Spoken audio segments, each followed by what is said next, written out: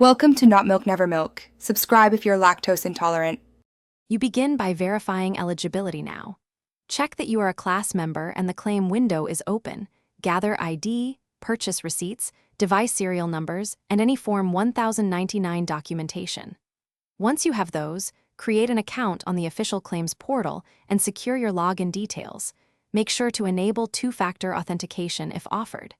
This first step sets the foundation.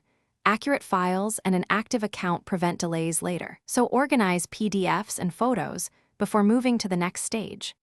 You now fill out the detailed claim form, enter contact info, exact device model, serial number, purchase date, and select the correct claim type. Upload clear scans or photos of receipts and ID. Keep each file between 1 MB and 5 MB and use JPEG or PDF formats. Once done, select your payment method, check, etch, or voucher, and enter routing and mailing details carefully. If a field rejects your input, double-check formatting and remove non-standard characters before continuing. You finish by reviewing every field and correcting errors. Download and save a local copy of the completed claim for your records. Submit the form, note the confirmation number, and set calendar reminders to check status updates. If the portal indicates denial or missing documents, don't panic.